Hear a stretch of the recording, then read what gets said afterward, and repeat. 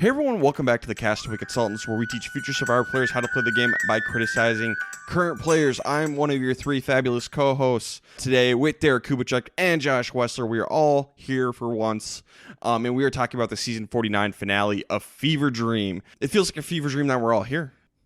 About time. 2 out of 3 weeks. Yeah. So, you're listening to this probably a day later than usual. So, before I really get into it, we'll just explain kind of what happened. Finale day for Survivor 49. I hear that the president is gonna be interrupting Survivor for undetermined amount of time. 1 hour in, we pause, let him do his stupid speech, and then we return to Survivor. And we didn't really know how long it was gonna be. This was already gonna be a long episode. And then normally I like to take the day off after the finale. I couldn't because we're short-staffed, so I had to work the next day. I start work at 4 in the morning, and it was already gonna be a late episode because it's a finale. And then on top of that, it would take longer to record, and plus we just didn't know when it was gonna start back up. So just all these factors, I'm like, you know what, guys, let's push it back a day.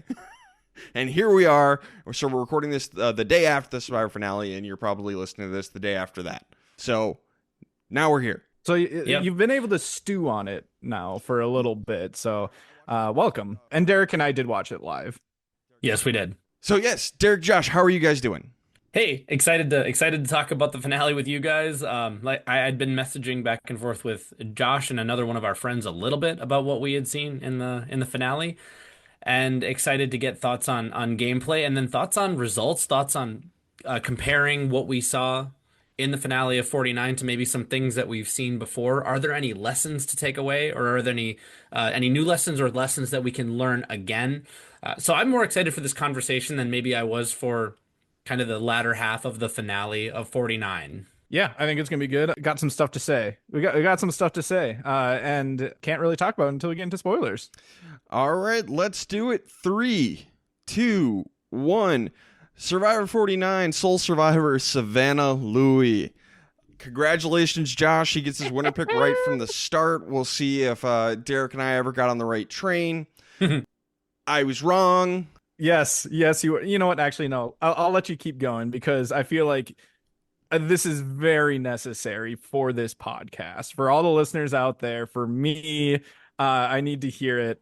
Ryan, how are you doing today? Honestly, I'm fine. Honestly, I really am fine. This is not a 46 situation where I, pissed off about the whole finale debacle. This is very different. But yes, I was wrong about Savannah. I stand by some of the things I said, and I think I maintain she does not have a good social game. And she won despite that. Good for her. So, but I was wrong. Josh was right. You're the best. I'm the worst. Thank you. I really needed that. This is my first winner pick that I was correct at since 39. Tommy. Oh, you had Tommy? Season? Yep.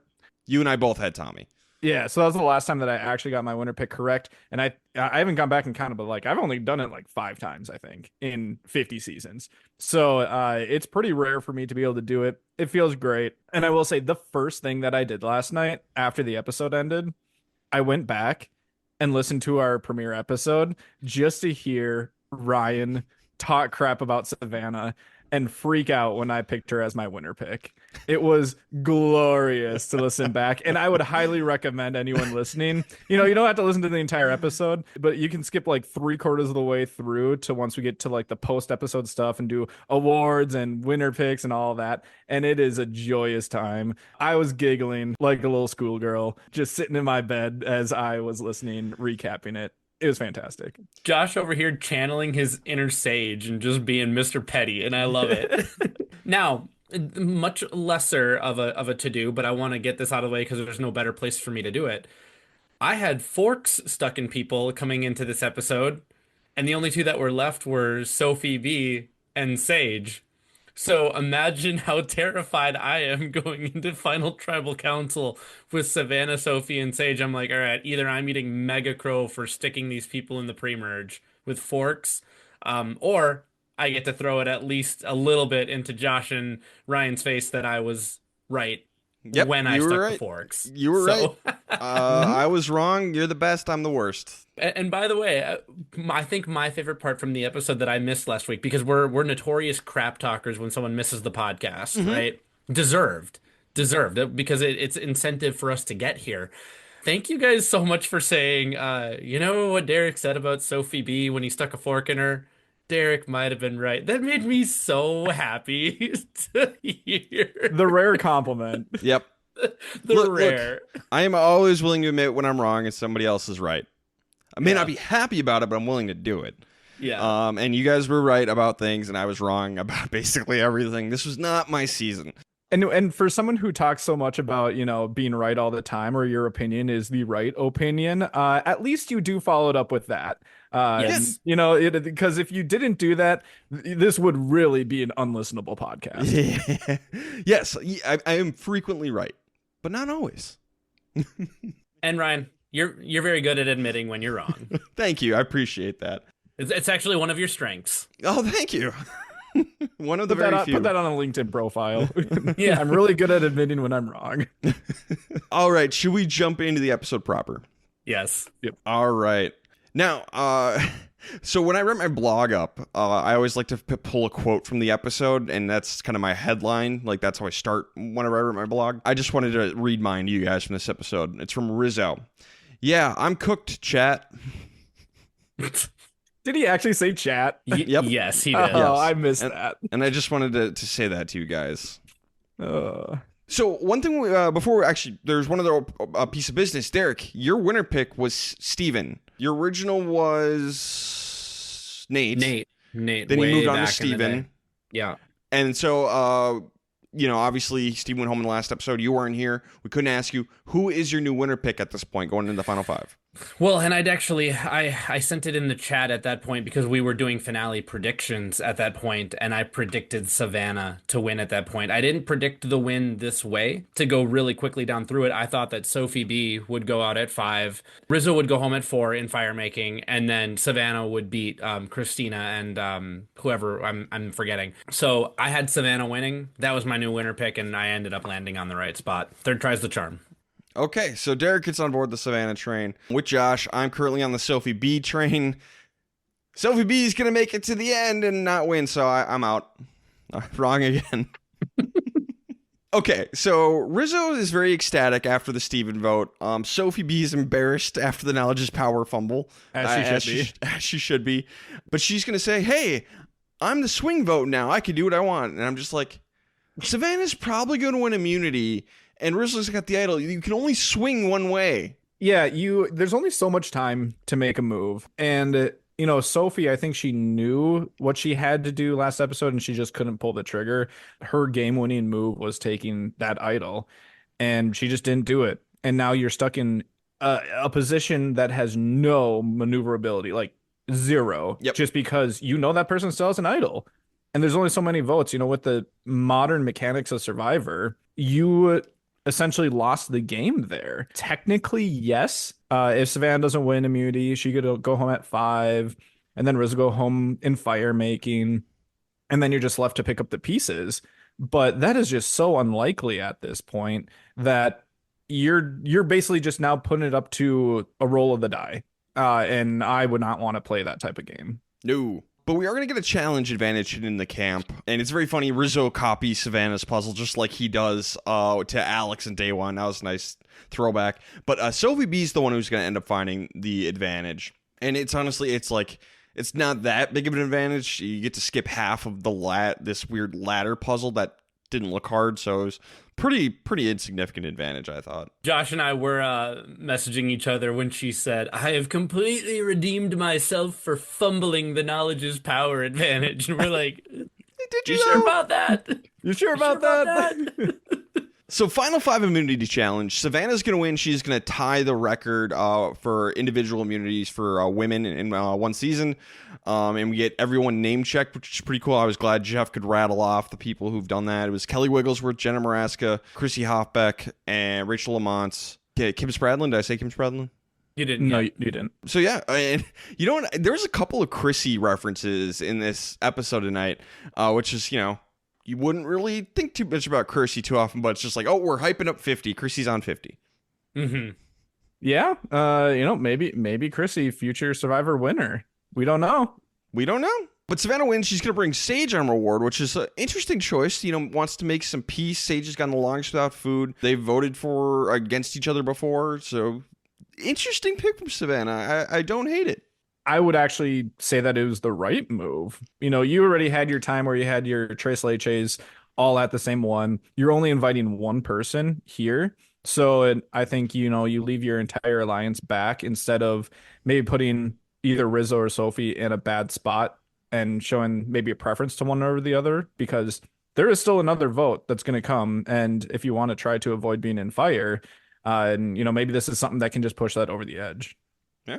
Well, and invite the emotional player who likes you more, which weirdly enough, as big as the Sage Savannah vendetta was in the early part of the merge, I think Christina genuinely dislikes Savannah. You think? Savannah was not interested in trying to build that bridge. That's like building a bridge over the English Channel. It wasn't going to happen. Yeah. So bring Sage, leave your alliance back at camp, and separate the two problem children. I think it was a perfect pick.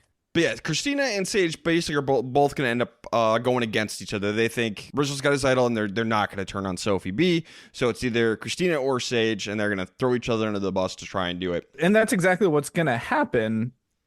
But I would just like to see them not just roll over like that. Try to look towards, maybe if they can turn them on Sophie. Maybe try to get Rizzo overconfident to place idol on someone else. I don't know. Just do something else. I have something to say here. This is my Derek plan. You guys already talked about how Sophie should have stolen Rizzo's idol. I was not there to talk about it when this happened, when she wasted Kip. And it very well may have been $1 million mistake for her not to do that, because it would have separated her game from Savannah and Rizzo. It would have been a big move for the jury to see. It would have been done correctly, and you can still send Steven home, because Steven has to go home. But now you actually do have the option of coming in, all that. So I already said all that. What Sophie B needs to do is go to Christina and Sage and say, we've got one chance here, because Savannah wants to keep you and send home Christina.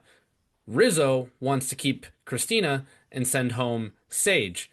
So Sophie B needs to convince Rizzo to play his idol on Christina, and the three of them put votes on him. It is a desperation move. If she does that, Sophie can still win this game. This is last gasp, but she doesn't do it. And it'd be a great move. Like, it's a great move for her to be able to flaunt in front of the jury. And it's also something that I could see Rizzo doing. He is, his mantra, essentially, this entire second, in the post-merge, has basically been leaving the mark on the game that he wants to leave, make big moves, be playing hard. And, I think you could convince him. I think you can convince him that the biggest move to put his stamp on the game is to separate himself from Savannah by bringing the person that he wants to with the idol that he's held on for 9 tribal councils for.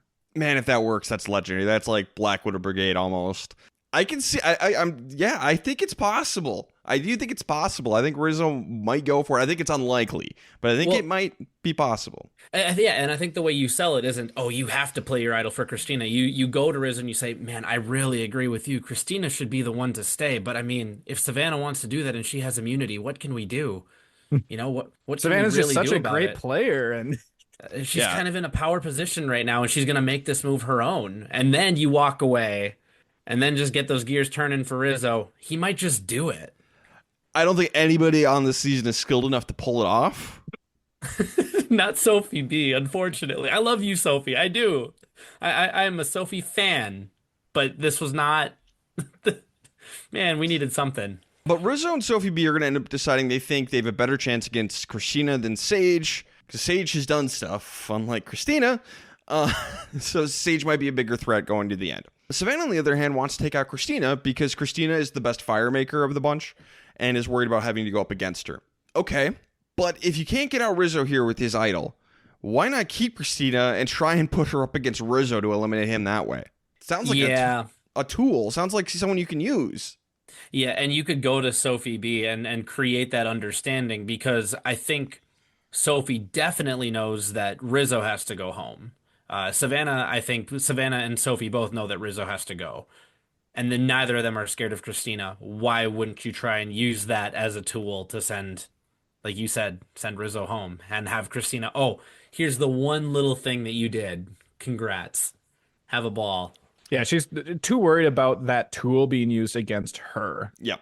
But at the same time, like now it doesn't work out this way, but you are the best challenge castaway on this season remaining, and there's only 4 people left at the next challenge. I would like to think that you would be confident enough in yourself to win that challenge and make that decision to be able to put Christina and Rizzo in at fire and, put it into your own hands and ignore the risk of potentially going up against her.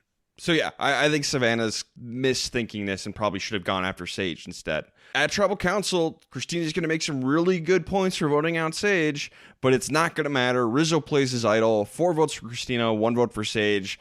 This was the wrong move. If you wanted to be crazy and try and take out Rizzo, go for it. But let's say Rizzo. Let's say we're not doing that. Let's talk about the Trace Late Chase alliance.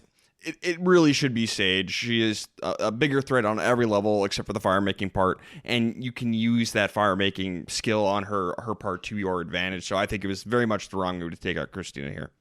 Well, and even if we go the Derek route, and Derek is saying, like, you need to swing at every pitch if you need a home run. Like, if a walk's not going to get you there, you need a home run, right? They need to vote for Rizzo. Rizzo's right play is for him to play the idol on himself and vote out Sage. So if everybody plays optimally, the right person does go home and Christina ends up staying, with Rizzo getting votes that get nullified by his idol. So I think the wrong person went here. Yep, I said the same thing. And then one last part, just because there is still one other person who is vulnerable here, and that's Sophie. Savannah and Rizzo have no incentive to taking out Sophie. So the best that you could do is to tie at that point. So technically she's available, but no, not really. If you can take like your close alliance partners to the end and you're like the person who did the most, you're going to win. Sophie B played the same game kind of as those two, but not as good. Perfect person to take to the end. Now, another option that Derek kind of brought up, but the more straightforward approach, Rizzo could have just played his idol on Christina and sent Sage home. Could have just done that. Yeah, I would not advise on doing that. If I'm in Rizzo's shoes, yeah, I wouldn't. And I'm looking and I'm like, these are the 2 people that could go home. I think I beat both of them. I'm not concerned about either of them. Hopefully I'm not in fire making against either of them for it to matter. But am I going to take away my protection of the idol that I can play on myself and be 100% sure that I'm going to Final 4 just to make that happen? No, I'm not going to do that. What did social media think? Yeah, about 60% of people across social media said no to the poll of did the right person get voted out. So they did not think this was the right move. Okay. Yeah. Consensus. Okay, so Christina's out. Goodbye, Christina. Let's get into best and worst player of the final 5. I'll start us off. I gave it to Sage. Since the Trace Late Chase Alliance made the wrong move, Sage should have gone home. She somehow survives this thing. She helped get the vote on to Christina. So I'm giving it to her. Yeah, I went a little more straightforward with mine. I gave it to Savannah, not because she got what she wanted, but because she was the target and she won. And she is making it very hard to eliminate her. And when you get down to 6, 5, and because she won here, Savannah cannot be voted out. And that is key for her game with this group of people in this jury. So I gave it to Savannah just for the immunity clutch up. Yeah, this is the most dangerous vote for Savannah just because it appears like you are the second biggest threat in the game, and the biggest threat in the game has an idol. So the logical move, even for your closest allies, is to take you out if you don't win immunity. Sophie B said exactly that's what she had planned on doing, regardless of if it was the right, move at this time, or she should have done it earlier. So I gave it to Savannah. I did have an honorable mention for Sage. And then a little bit of a cherry on the top is that she did get her way. Whether or not it was, the right thought process of it, at least she was able to have that sway within her alliance compared to the others. So even if it wasn't the right thing, I'm still going to give her credit. We going to go back to Africa and you're going to give Lex credit too for moving the chess pieces in the wrong way? Like, great, you moved the game, but you're going the wrong way. Yeah, but when it's specifically 2v1 and your alliance ends up being okay with it when they were pretty decided against it going in, I think that says something. It says Sage deserves best player over Savannah. That's what it says. Uh, Ryan, I don't think you have much place to speak tonight on this podcast I've been wrong as far as about being right about things. Look, just because I've been wrong, 3 times this episode so far, doesn't mean I won't be right on the 4th time. The 4th time's the charm, for sure. 4th time's the charm.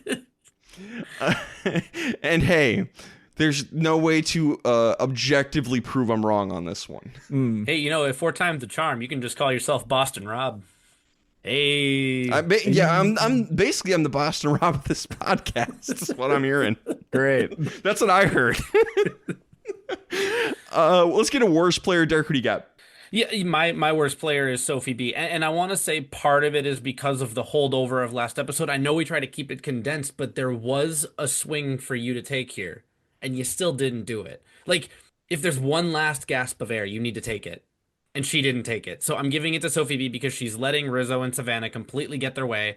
And by the way, by voting out Christina, I think she loses the game. There's nowhere for her to go now. There's no move left that she can make to elevate herself above Savannah, winning her way into the end, above what Rizzo has done strategically. And arguably, depending on the make by the jury, Sage is playing as impressive, if not better of a game, because at least she's doing stuff. So I think by sending Christina home, Sophie B has distinctly lost the game. Yep, same reason for me. I gave it to Sophie B because she officially lost the game here. Locked it up for one of either Savannah or Rizzo, whoever can make it to the end. Not good. I actually gave mine to Rizzo, though I was very close to Sophie B. But basically my thought process is that they both made the wrong move in this episode.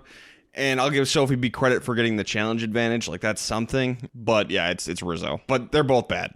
It's an interesting thought game, though, because if they had taken the swing at Rizzo and Rizzo plays his idol and, Sage goes home or something, then my worst player would probably not be Sophie B. It might just be NA. I wouldn't give out a worst, but because there was a move to be made that she didn't make and she needed to, that's why I gave it worst. But I'm not going to fight you on Rizzo too hard either. Yeah. Just honorable mention to Sophie B for sure. Okay, we're down to the final 4. Immunity challenge. Sophie B is going to come from way behind in the challenge and win this thing. Very impressive. Finally gets that puzzle done. Finally gets a puzzle and gets it done quickly and is able to just learn it fast. So good for her on doing that. Yeah, and it makes things really interesting then for her next decision. Yes. So Sophie B actually tells everyone, hey, I don't bother pitching your cases to me. I don't care. I don't want to hear it. So I'm going to go sit on the beach. Bye. And so, obviously every season we get to this point, it's just like, all right, well, who's the best fire maker? Who's the worst fire maker? Not something we're shown too much of typically. So we're relying solely on what we're told. And Sophie B is going to say, I've never seen any of them make fire. And it turns out she's right. Yep, they haven't done it. Rizzo apparently has done it like 2 or 3 times, and Sage and Savannah have not done it. Ridiculous. Ridiculous. Absolutely. Which makes a whole lot more sense when you think of how big of a deal it was voting out Christina. Like, sounds like Christina would have slam dunk won that. 100%. Which, we had no indication the entire season that Christina was good at fire until the finale. And then it comes up, it's like, oh, she's like this master fire maker. And maybe, that might be true. I think it's just more so like there's just that much of a gap between her and everyone else because everyone else is just negligent when it like actually trying to build a fire. Negligence the right word. But going back to Christina, odds are she's not going to win the final immunity challenge. So, but she could. Let's say but odds are she doesn't. Okay, you can try and target somebody and get them out using Christina, or you can take her off the table completely and just take her to the end. It's I don't know. I think they overthought this part. They always do. So everyone's practicing. It seems like all of them are doing pretty decent. But at Tribal Council, Sophie B is going to bring Sage to the end and send Savannah and Rizzo to fire. So we don't know Sophie B's level of fire making prowess. We're never told that. I don't remember if she did it on Kayleigh. If she has any talent at making fire at all, she should put herself in a fire against Rizzo probably and knock him out. Actually, I have a different take. I do think that she should put herself in fire, and she should know that she needs to do that because she said it. She has said it the last 2 episodes. She doesn't think that she can beat them. them being Savannah and Rizzo. I think that it doesn't matter what she does, she can't beat Savannah or Rizzo, even if she wins fire and faces off against one of the other ones, regardless of who she chooses. I think she's mostly screwed at this point, but if you want to like try to get like the 1% chance of getting lucky, still not deserving to win, but just getting lucky, I think that she should go against Sage, beat Sage, and then hope, just hope that by some dumb luck that the votes split enough between Savannah and Rizzo's games that she ends up with a plurality and wins that way. I think that is the only way that she could win. Josh, I like that idea. She would have to win she would have to win, 4-2-2 or something like that. You know what? For whatever it's worth, Josh, I was saying the exact same thing. Like going into the finale, this is not what she should be trying to do. But as soon as it's clear that either Rizzo or Savannah guaranteed make it to final three, bring them together and hope they split their votes if you're going for the win. I think Sophie spent a lot of time on the beach contemplating her best route to second place. And I think that's what she did. But if you want to win, I like what you said, Josh. I think that's perfect. And that's the beauty of doing this podcast the day after, because I didn't think about it until my drive home today. I was driving home in a snowstorm, and it just kind of like, I was just thinking about it. And for some reason, it just came to me. Actually, admittedly, I was listening to the On Fire podcast from their finale, and they're just doing interviews. And I don't know why, but it just popped into my head. So again, is it going to work? Probably not. But we're shooting for the 1% chance and improving off of a 0% chance here. Take what you can get. Yeah, no, I like this. I hadn't even thought of it. That is a great idea. I think you might be right. I think that would have been her best move. You wow. just made me change my worst player of the episode. Wow. Yeah. Okay. Anyway. Okay. So Sophie B is going to bring Sage to the end. Savannah and Rizzo are going to fire. Savannah wins. She didn't think she could do it, but she does it, pulls it off, knocks Rizzo out of the game. And as he's leaving, Probst says, Rizgod, the tribe has spoken. Can you call me by my nickname? It was in that moment Jeff decided when he would be retiring. I'm doing season 50 and then I'm done. No, that was really funny. It was funny. It's very obvious that Probst loves Rizzo. Oh, yeah. Shocking result, too, just because I went into the finale just assuming that Rizzo would win just because purely based off that. I'm like, yeah, Savannah can win, but it just doesn't make as much sense as Rizzo. Yeah. So once he lost in fire making, I was like, wow, Savannah's probably going to win, but is she? Everything was in question after that. Yes. Yeah, and worth mentioning, by the way, between 60 and 65% of our listeners who responded predicted Rizzo as the winner of 49, and everyone left over after that had said Savannah. So it was at this point that kind of 60% unfortunately of respondents got kicked on out. So, And I think actually both of you, because I think both of you had predicted Rizzo as your winner of 49 on the podcast last week. So yeah, I'm wrong again. The fifth time. The only time I was wrong. All right. Best and worst player, Josh. Who do you got for best? Savannah. She secured the win. It's as simple as that. She took out her biggest competition in fire, and there's no one else who could even be an option. Yeah, it's Savannah. Savannah. Worst player. Wow, this is interesting because I originally put Sage here, but now, gosh, I'm just so smart. Man, this is tough because I think it's got to be Sophie B. I'm going to go Sophie B. I just want to start and say I'm going to say confidently that it's Sophie because, and I think all of this is actually telling of a tweet that I happened to see from Sophie B this morning when I was checking the socials for the podcast. And she said, and y'all were calling me Mitch, but you are. I really do like you, Sophie. But again, you didn't do a thing. You didn't do the thing. Not even a diet version, like a watered down diet version of the thing, which is one step above Mitch. So she isn't Mitch in that I think she did a little bit more, but it's more just the sentiment behind it. It's saying that she's Mitch is more just saying just you didn't do what was needed to be done to actually win the game, not secure a finale spot or secure a spot in third or second. So Yeah. yeah, Like she had a tough pre-merge that she survived. Mitch didn't. So, okay. Sophie, there's a point. But beyond that, post-merge, she's Mitch. Like, yeah, okay. So she got to the end and got second instead of fifth. But, she's Mitch. Do something. I'm also gonna lock in with Sophie B. Originally, I had said Sage, but that was yesterday, and it's a new day, and Yeah. new thoughts come to mind in a snowstorm when you're driving home. So it's now Sophie. All right, guys. It's on to the final three. And I'm going to go ahead and throw out my take that this is the worst final three. And I'm not talking bad about them as people. I'm just talking about the overall skill level and how well they've played their games. This is the worst final three since Gabon.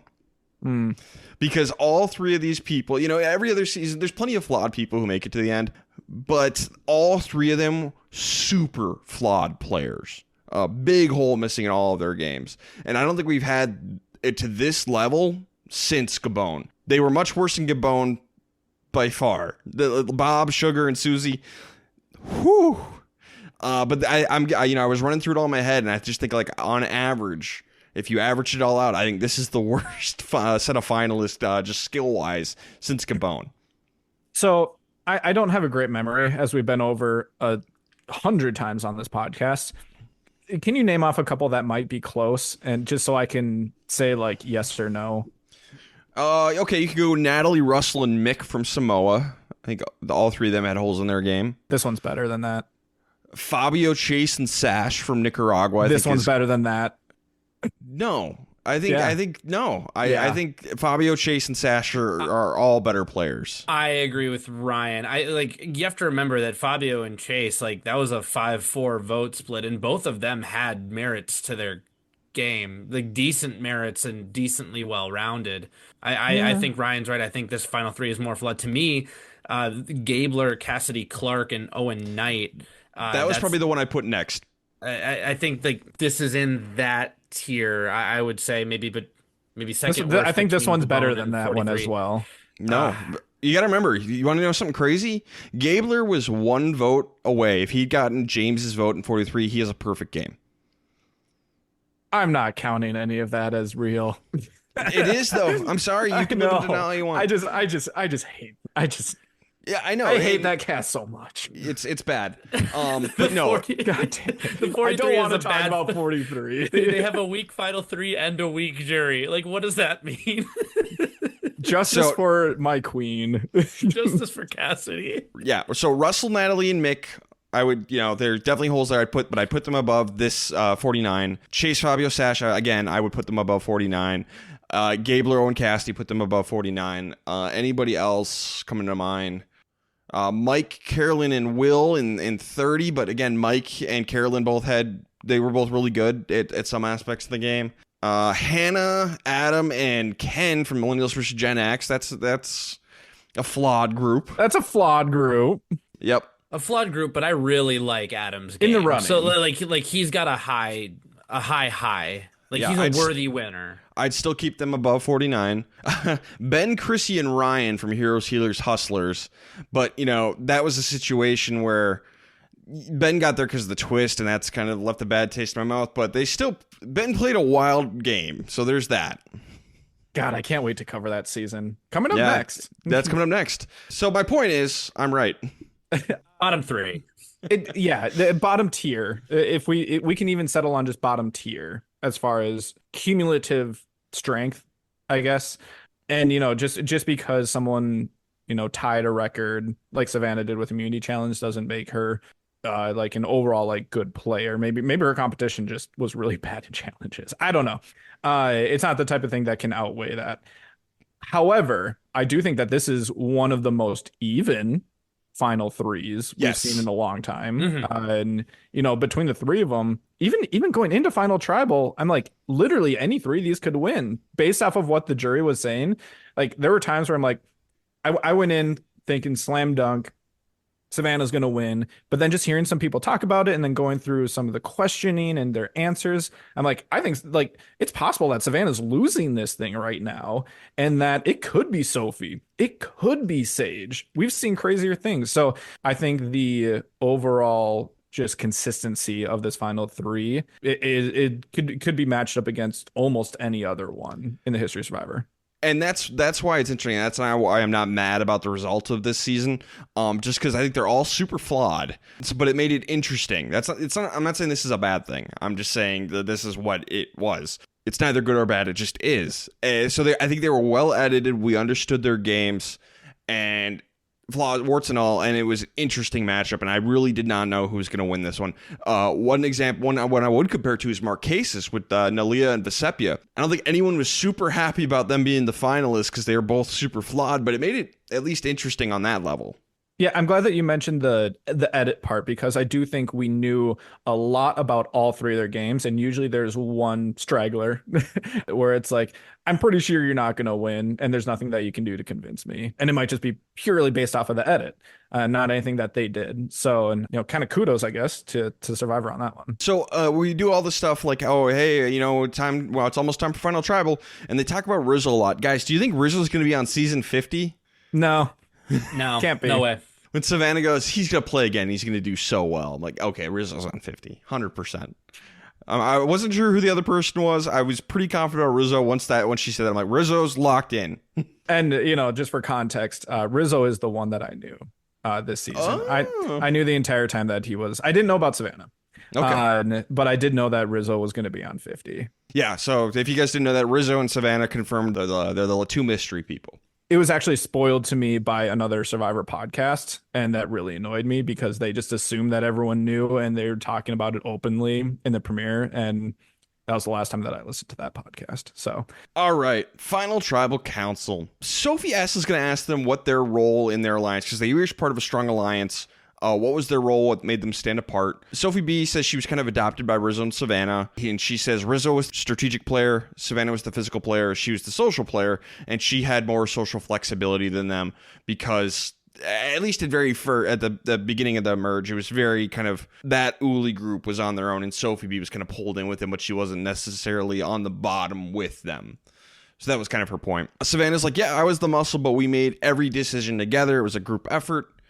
And Sage says with Jawan, so Jawan was the more social half. She was the strategic, under the radar half. I don't know if I would call you under the radar, Sage, but sure.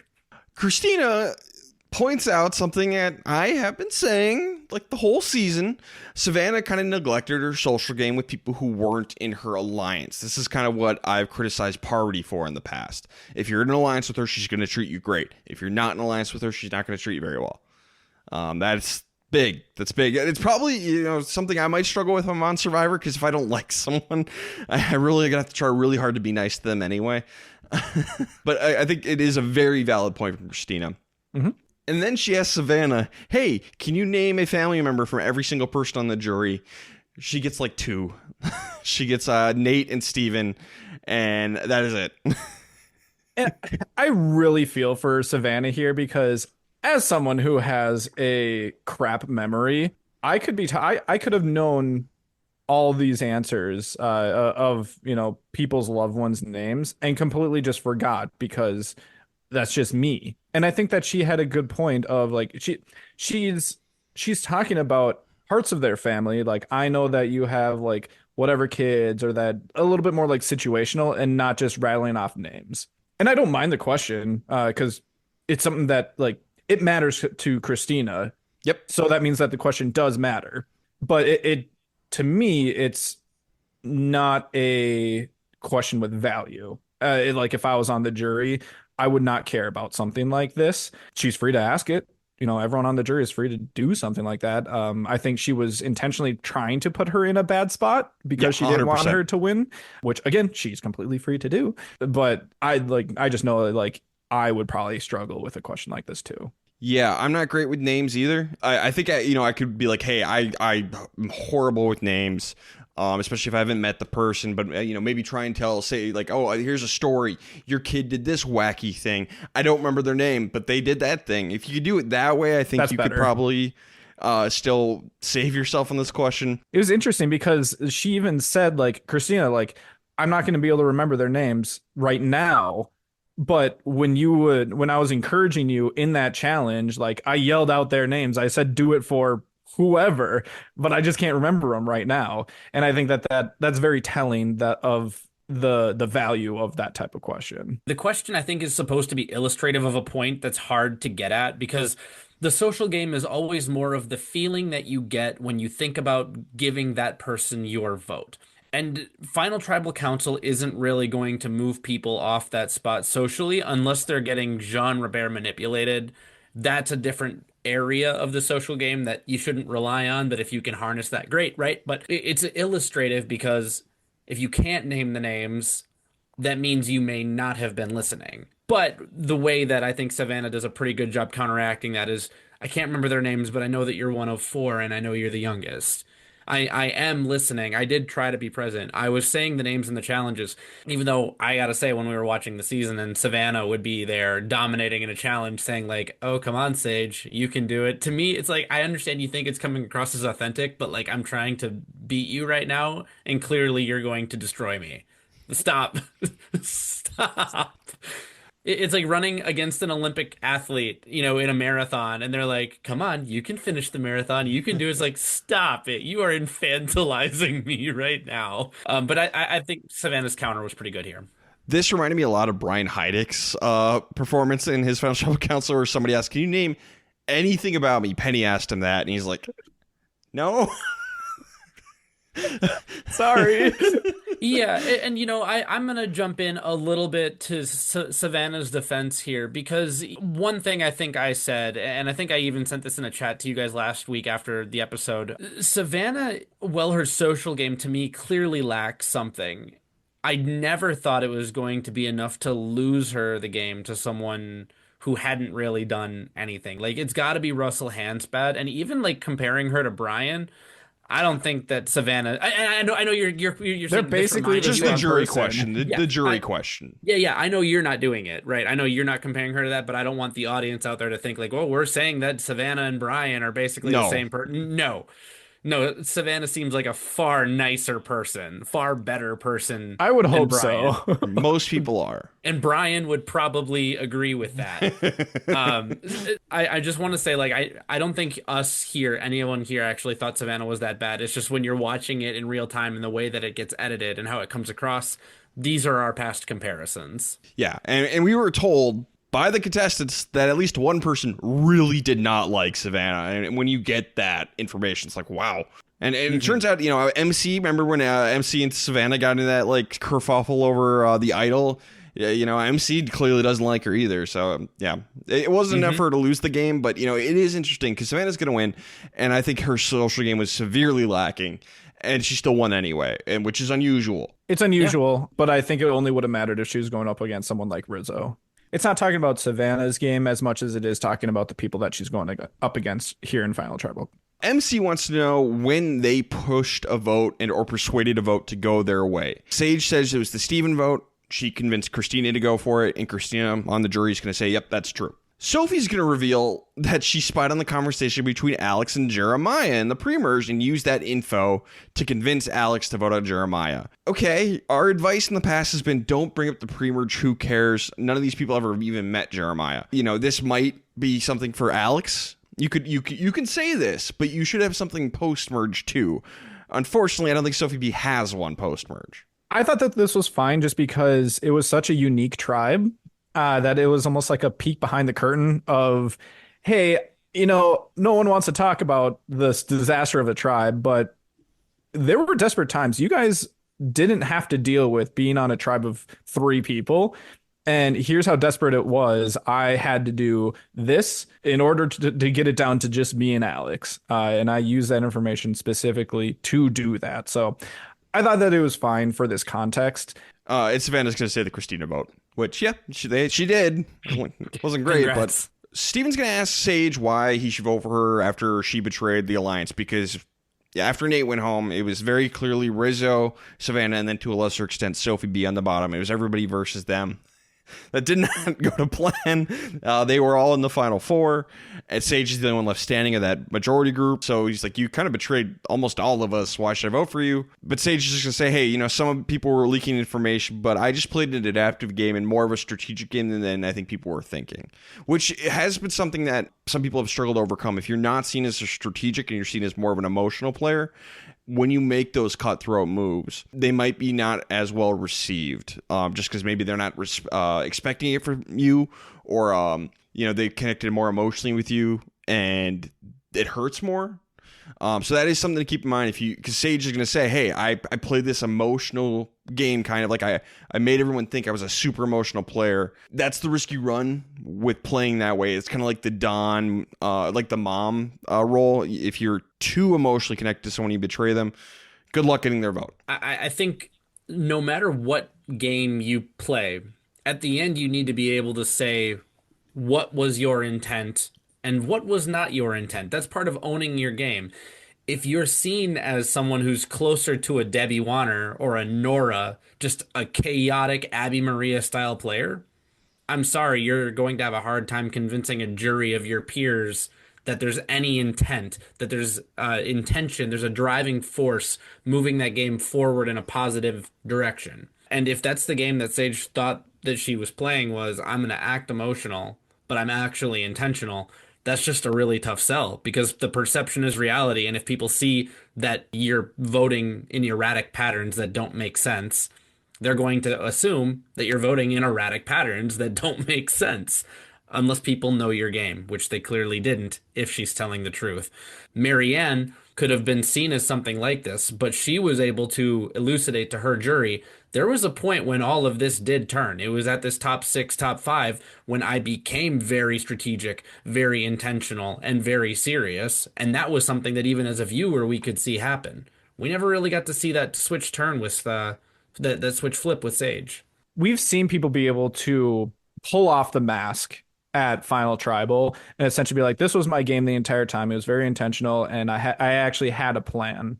Sage, for some reason, is not able to get people's attention because she ends up getting one vote here. And I actually really liked what she had to say. She was convincing me, just as a viewer. I'm like, wow, like, yeah, she is pulling out those stops and talking about very specific things, very specific tactics that she was taking in order to be strategic in the game.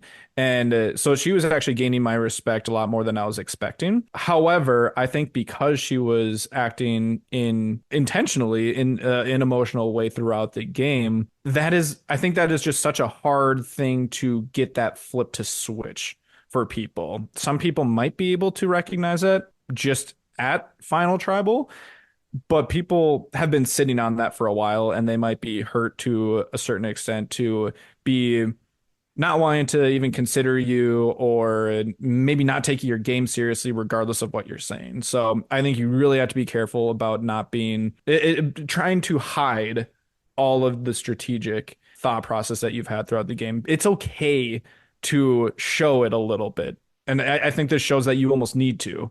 You need to be a little bit more outward with your game. It might get you voted out. It absolutely could, but it will get people to take you a little bit more seriously in the end game. Yeah, because I think Sage's confessionals presented to us, like, at least some of the time she had a plan and she knew what she was doing, and she was a lot more calculated than she was coming across the others. But the other players aren't seeing your confessionals, so... Nate wants to know which move they are the most proud of. Sophie B's just like, my social game. We got off the bottom at like the final 10 after Nate got voted out. Savannah says forming an alliance with Sophie S, which informed her of Jawan and Sage flipping, so she was able to counteract that, which, yeah, okay.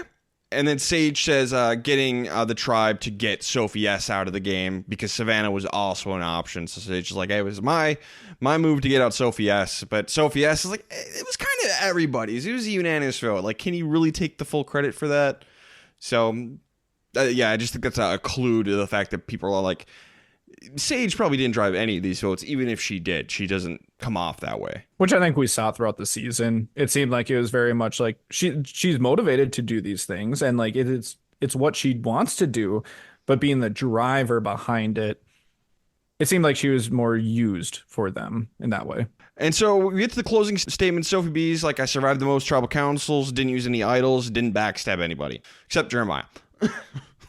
Pre-merge, who cares? Yeah, it doesn't matter. It seriously doesn't matter. And that is Sophie's best, argument. They should really be hitting that harder, going after Savannah with having, it just being protected by immunity, which people already know. So I don't think it hurts them to highlight that. Like, yes, that's a big strength of hers, but also I think it suppresses their need to be really strategic in the game, and even like have a good social game too. So I wish she would have hit a little bit harder on that. Savannah says she dodged the most bullets by being adaptable, formed key relationships, and won a bunch of immunities. And she needed to because she was seen as a threat, and no one could ever take her out. Beautiful answer. I think this sums up why she wins. And then Sage says she was authentically herself, which allowed her to find authentic and genuine allies. I think that's true. But it's going to be 5 votes for Savannah, 2 votes for Sophie B, 1 vote for Sage. Joanne was the vote for Sage. Christina and MC both voted for Sophie B. But Savannah is our winner. And Ryan, you already touched on this a little bit. Remember earlier in the season when Savannah was being a little goofy with MC, when MC was poking around?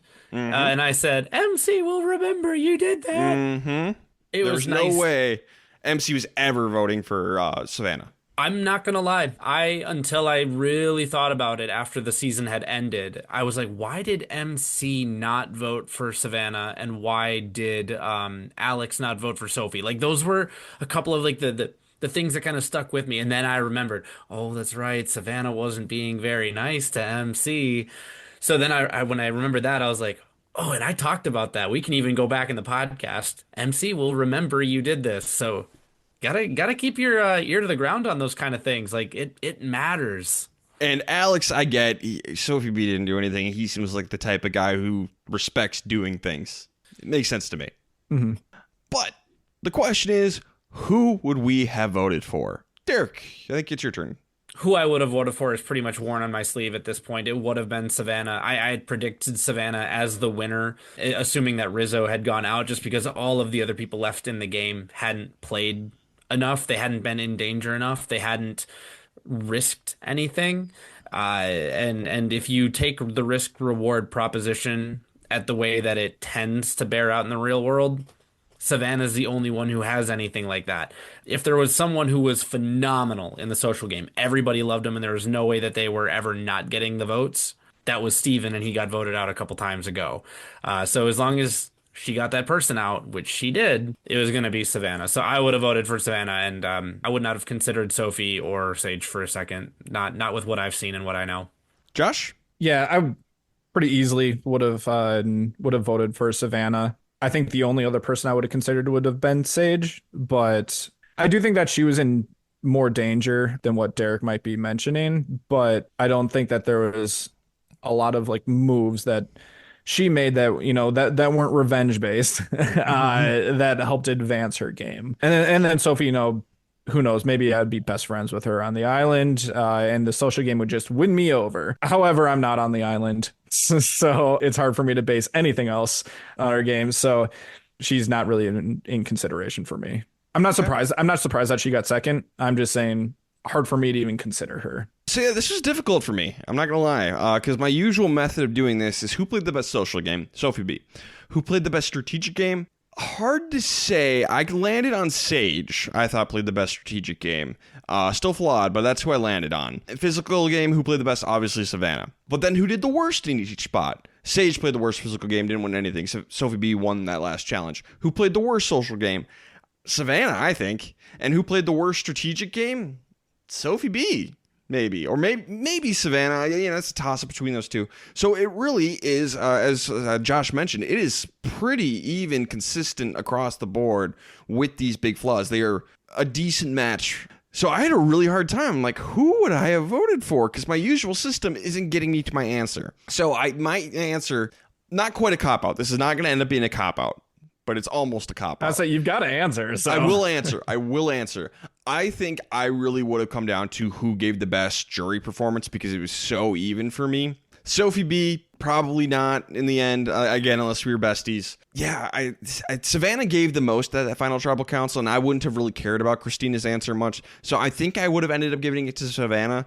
But like going in, I was kind of leaning Sage. Because part of it is I really don't think I would get along with Savannah well at all. Just because I've mentioned in the past, I've known and worked with several people who are very similar to Savannah, and I really don't think we would get along at all. So I don't think I would have been in the Tres Leches alliance. Before you go on, I will point out that I think multiple times on this podcast throughout this season, you have mentioned that you would not get along with Sage. That's a very good point. And I was just thinking about that. I also would not get along with Sage very well. But Sophie B didn't do anything. And Ryan, I think if you were to put number values actually on your usual method, this might be a little bit easier, because the way that I think about it, you're absolutely right. I think Sophie played the best social game. I think there's a strong argument that Sage had the best strategic game and Savannah was far and away the best physical game. Now let's say that Savannah had the worst social game, Sage had the worst physical game, and Sophie B, to me, clearly had the worst strategic game. Put numbers on what their three aspects of the game are, and like Savannah's like, a 9.5 out of 10 on physical, and then maybe a 5 out of 10 on the social. To me, Sophie B is like a 2 out of 10 on the strategic and like a 7 out of 10 on the social.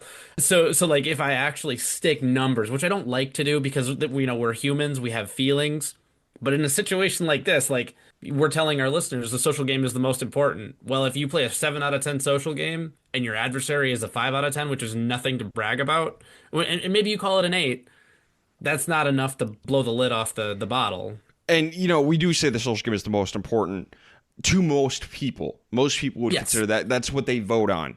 I don't necessarily vote on the social game. That's a third of mine. So, yeah, it doesn't quite weigh as much with me, though, even though it is still important. The strategic game means a lot to me. So, I like to mix it up a little bit more.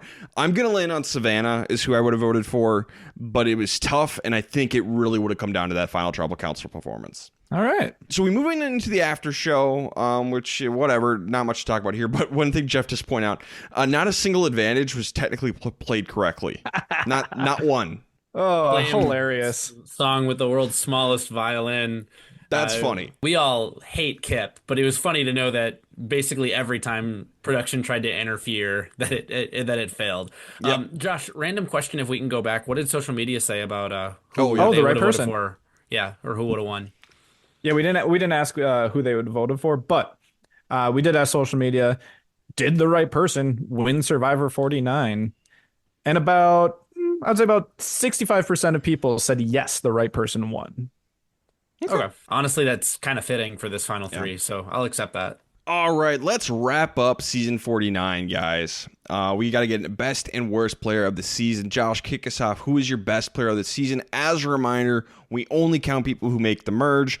So in this case, it's Nate and On who are eligible for this award. I want to pick Shannon. Mm-hmm. No, I picked Rizzo here. And honestly, I don't think it's very close. I think that he had the best strategic game. He had a very good social game, it seemed like. And, his physical game was kind of crap. But, 2 out of 3 ain't bad. It's the old meatloaf. So I'm going to give it to Rizzo here. We just talked about how flawed the final 3 is. Consistent, but flawed. And, taking 2 out of 3 in those categories from some of these other people, I think he would have swept. I think it would have been 8-0-0, potentially 7-1-0 if he would have been in there, regardless of who we faced. Yeah, everything you said, I got Rizzo. I'm going to say Rizzo, but I actually said that mine is Rizzo by a hair. And just because we all now know that Rizzo and Savannah are the 2 to go on to season 50, I actually made a note in my note here that I think Rizzo is going to be a very early exit in 50. I don't think that his game will translate to a cast of people who really know what they're doing. But that does not take away from what he was able to accomplish with this group of people in this season, that he played the best game. Well, and the edit is what it is. However, with that in mind, it is not impossible that we were shown parts of Rizzo and Savannah's games that would draw us to them and elevate their games going into 50.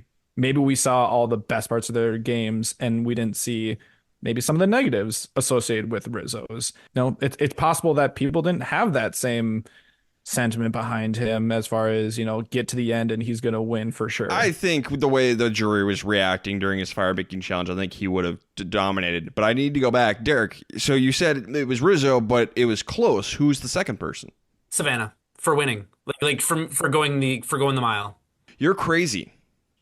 I'm not. Crazy. If you're saying it's, if you say Savannah second, okay, but you're saying it's close by a hair? Yeah. That's an insane take. That's bonkers insane. No, Derek, I don't think so. Derek, are you still sick? Do you have a fever? I think that Rizzo has a very photogenic, like through the screen, infectious kind of Gen Z style persona. But I don't know that he actually treated people in his alliance that much differently from Savannah. I don't know that. We didn't see that. We saw nothing to suggest there's anything negative to a social game at all. No one said a word that he annoyed them, ever.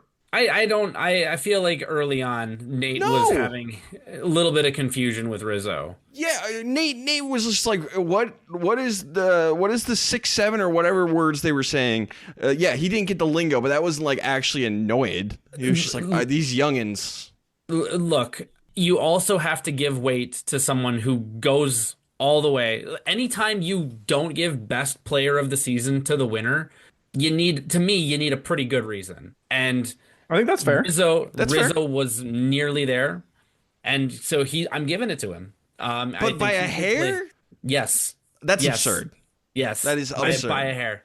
I will also say the only determining factor between, him winning and losing is fire making. It's not like he got voted out of the game because he was too much of a threat. So they took him out at 5. He was taken out because it was just, I'm going to put you 2 into fire and may the best person win. He got taken out. And you know what? What's emblematic of it is like, this is why you should have practiced puzzles before you went on Survivor. Bro played like a 2 out of 10 physical game. There are very few people who are worse than Rizzo at the physical game who were in the game as long as him. Yes. But that doesn't mean it's a hair. At all. Yes, it does. If you quantify it, absolutely. If you put numbers on physical game, social game, and strategic game, it is so close. No, Rizzo blows Savannah out of the water. No. If I put numbers by, Savannah gets like a third of the way up, but then those other 2 aren't so great. And then Rizzo's amazing at the other 2 and not good at this one. So mathematically, it isn't close. Rizzo is better. He's got 2. In fact, Rizzo's like doubled Savannah almost. Not quite, but doubled. Oh, we'll have to compare notes later. Complete lunatic. Worst player of the season is Christina. Yeah, it's Christina. See, I've been debating this for the last day. I didn't have anything written down because I really want to put down Juwan. It is the classic case of, do I give it to the person who didn't do anything or the person who actively made wrong moves? And I think I want to give it to the person who actively made wrong moves. Like, Juwan had a really good social game, but so did Christina. So, like, I'm going to consider that a wash between the 2 of them. Seemed like neither of them did anything physically. And then strategically, like I said, Christina's a 0, but Juwan might be a -1. So no, Juwan might be like a 1 or a 2. I don't know. How many times in the pre-merge did I say he's just bad at Survivor? Yeah, but he wasn't, not every strategic move he had was bad. Most of them were. So what I'll say breaks the tie for me, because Juwan was the other person I considered, mostly for the comedy. Like, he took Savannah's bag, he took Rizzo's torch, he spilled the champagne during the after show. Like, he's just a clumsy, klutzy person. He's very accidental. No, he's sloppy. He's not sloppy. just clumsy, but he's strategically sloppy. There was how many times that he just would not be able to say the right thing. He was terrible at tribal councils. I definitely had brought that up on the podcast before, that he's saying things that should just give information away. I was just looking, and I gave him worst player of the episode easily more times than I gave Christina worst player of the episode. To me, the Steven is the tiebreaker. Steven was Christina's closest ally, and Steven said on camera, Christina's not playing. That's so She's like a that. sloppy ally. Like Sage was not saying that about Juwan, and so like that's literally my only tiebreaker. Other than that, I'm not defending Juwan as a Survivor player. Good guy, good guy. Yeah, they both seem like lovely people, but it may be a different show. I'm going to give it to Christina. I'm glad that Derek did mention that because that he said, she's not going to win this game. And they said that in the finale here too, as well. Just like we can bring her to the end because she's not going to win. She has no chance. I think they would have been able to say the same thing about Juwan if Juwan was there. However, in my power rankings that we do every single week, my jank downs, I did have Juwan as second from the bottom several times, having the only other person that he could beat being Christina. So I'm going to try. I'm going to try to honor that as a tiebreaker. Because I will stand by that, some people could rank above others in power rankings, but they could just be that bad and deserve this award. But I think it's close enough on this one. So I'll go Christina. All right. Jeff Watch. Does anybody have anything they want to say for Jeff Watch? Absolutely nothing for Jeff Watch. Okay. Weather report. It was hot, I guess. It was hot and snakes. Everyone going out to Fiji, watch out for sea kraits and snakes. That's a terrifying one. That's all I'll say. Well, on that note, Josh, as our memorability correspondent, it's time to talk about the most memorable moment of the season. And a nomination is Jake's evacuation. Yeah. Whenever you have an evacuation, especially when it's based around an event that doesn't happen very often, if you're going to hurt yourself in a challenge or get heat stroke or something, sure, we've seen that before. We've never seen a snake bite.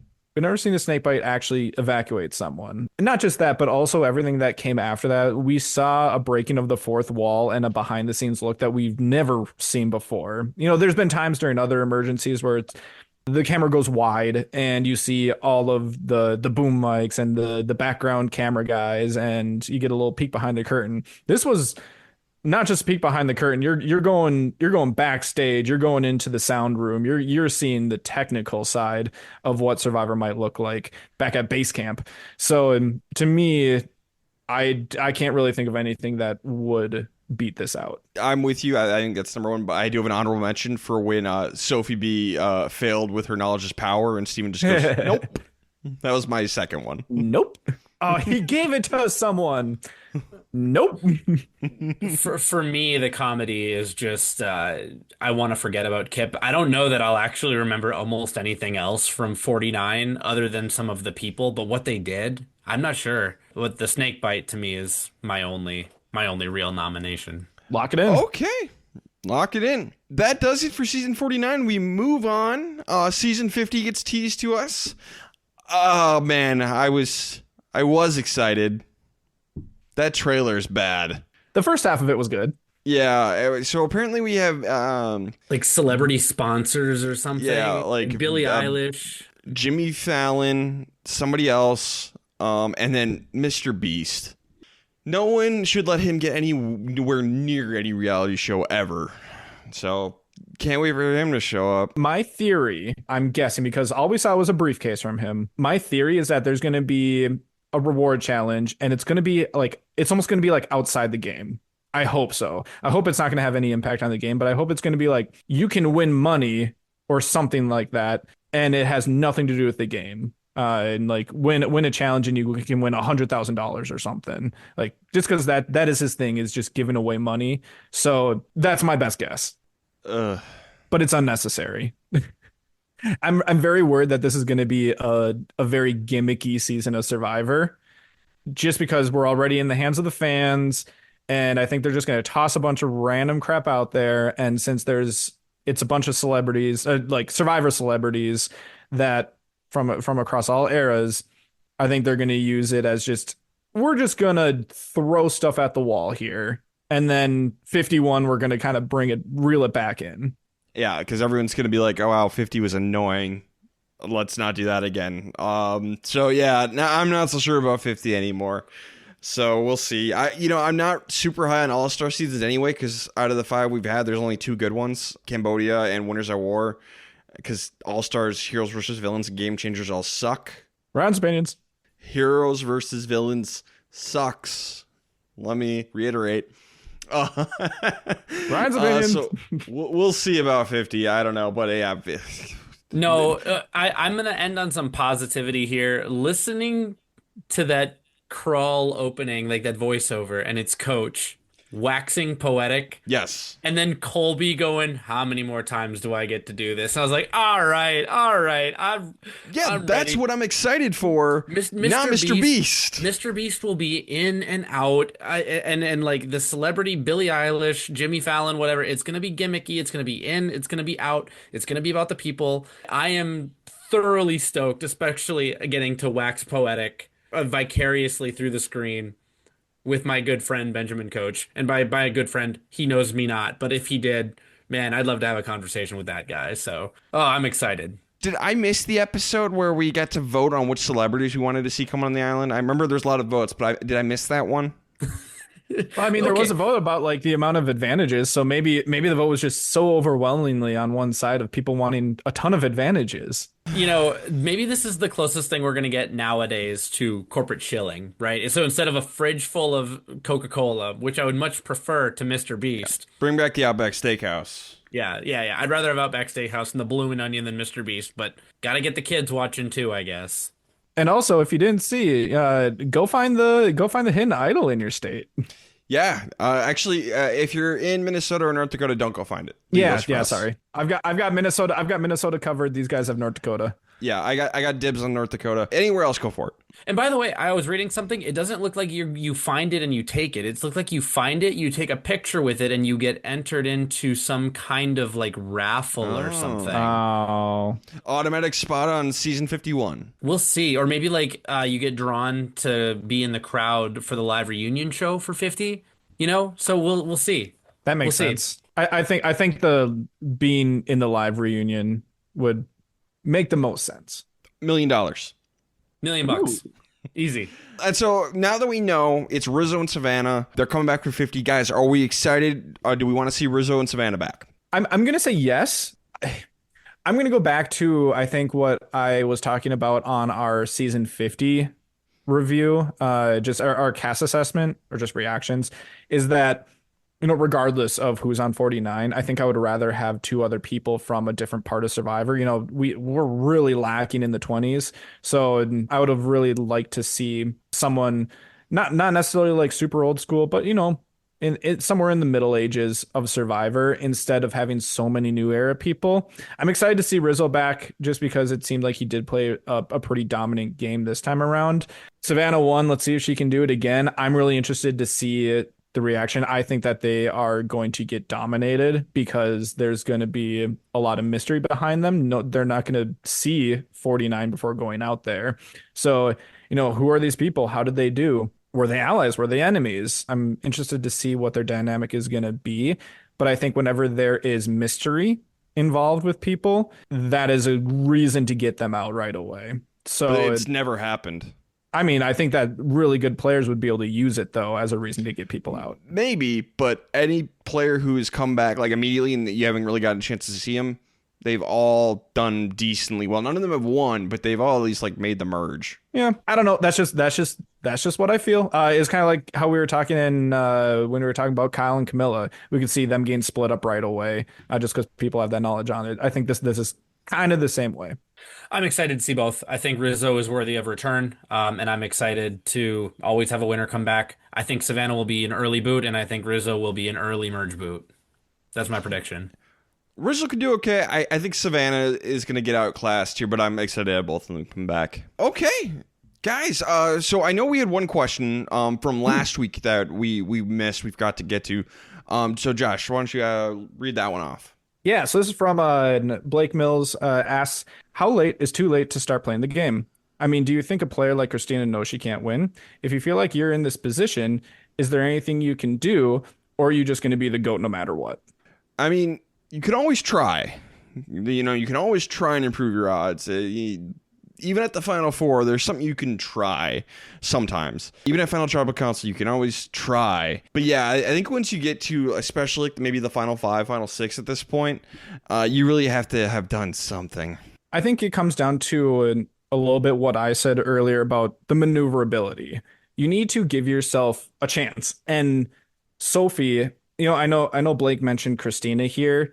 Christina, it depends on the position that you are in the game. Christina need to start earlier than what Sophie need to start at because Sophie had such a good game, kind of if you put yourself at, final seven, where she can make the moves in order to actually win the game. Christina, I think she would need to lay the groundwork in order to make the moves to be able to win the game.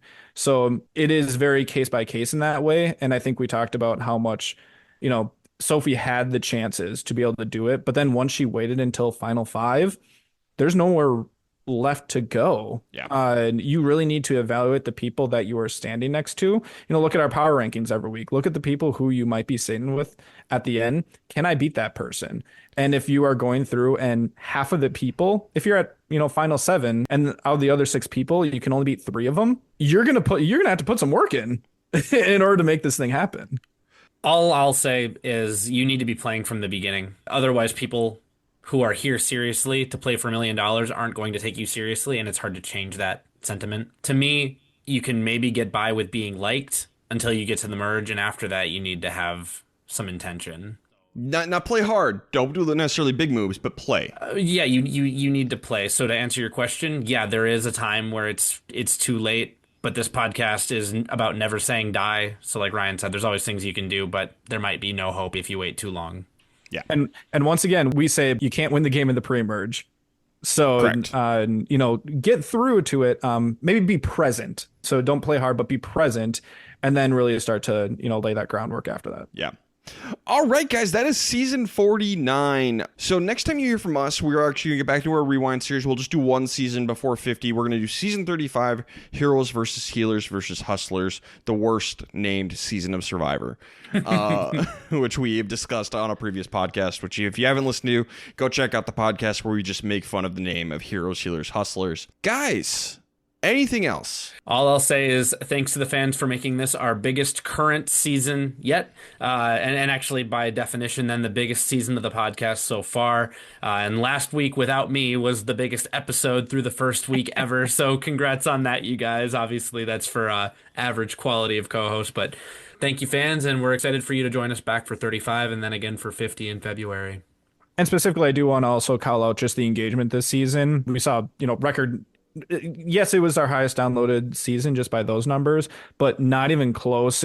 We had record amount of comments, and that's something that I enjoy is being able to see people really talk with us, but then also talk with each other. We had people who are starting to interact with each other in the comment section, so that's really enjoyable for me to see. So please continue to do it, keep it up, and even on rewind seasons, who knows if you want to go back and make a comment on Survivor. Amazon, go for it. There might be someone who will respond. We'll respond to you, but go for it. All right. Well, let's get out of here, guys. Anything else? Nope. All right. This has been the Castaway Consultants. Got nothing else for you. Good night.